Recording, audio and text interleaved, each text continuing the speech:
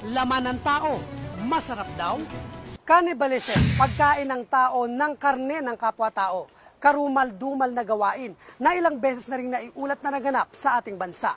Ano kaya ang nagtutulak sa isang tao na gawin ito?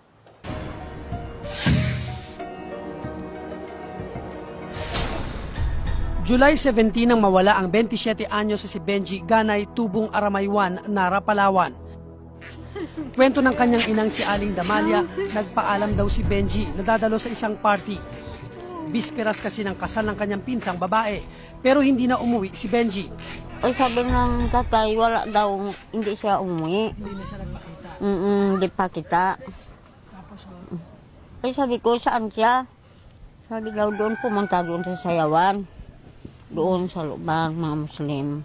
Hintay na kami, hintay. Wala ang nagawi.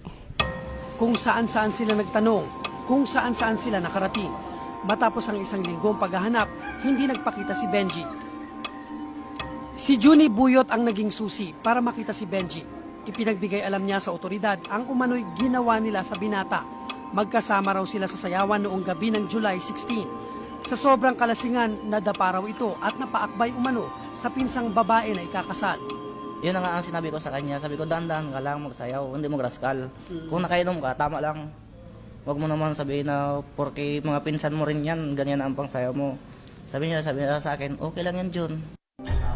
Nagalit daw ang ama ng babae na nakilalang si Eladio Baule Chuhin ng biktima. Matapos ang sayawan, niyaya umano ni Eladio si Benji para bumili ng alak na maiinom nila. Sumama pa ang anak nito na si Dongdong at isa pang kamag-anak na si Sabtuari Piki.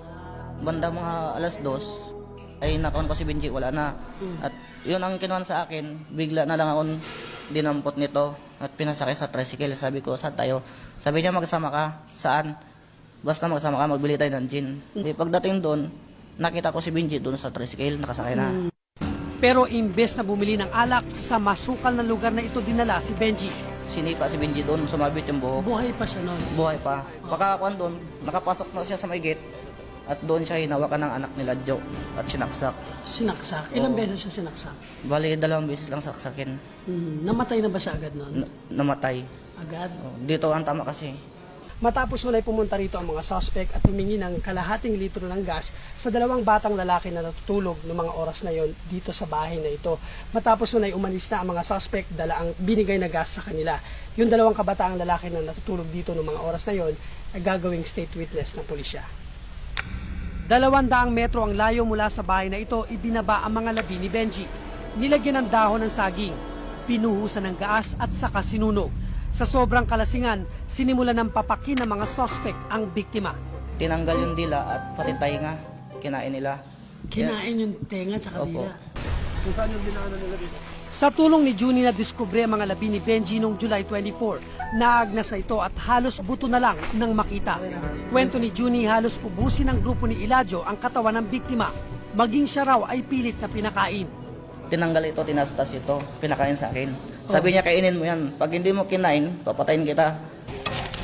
Dinala pa umano nila sa creek ang bangkay ni Benji. Pagkatapos ay sinunog muli.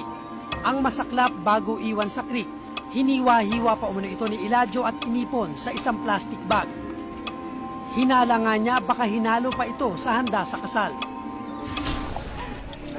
Nabalitaan ng mga taga-barangay Aramaywan ang kwento na nakakain sila ng laman ng tao pero hindi nila ito pinaniniwalaan. Ang alam nila, nasarapan sila sa lasa ng kinaing karne.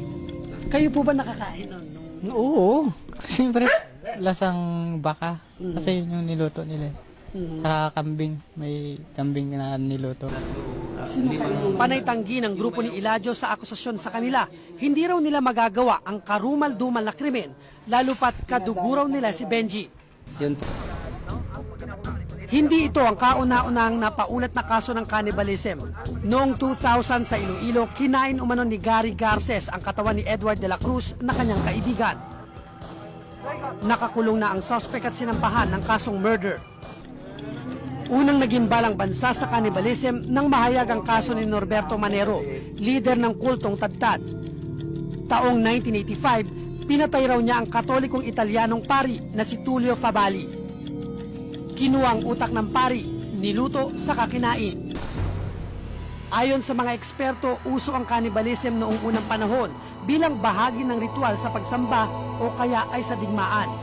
Yung act, yung paggawa ng, yung cannibalism mismo is kung sa English nga yung ultimate conquest kasi yung pagsakop mo sa isang tao, pag kinain mo kasi, ano yan parang talong-talo na siya, no? Wiped out na yung tao.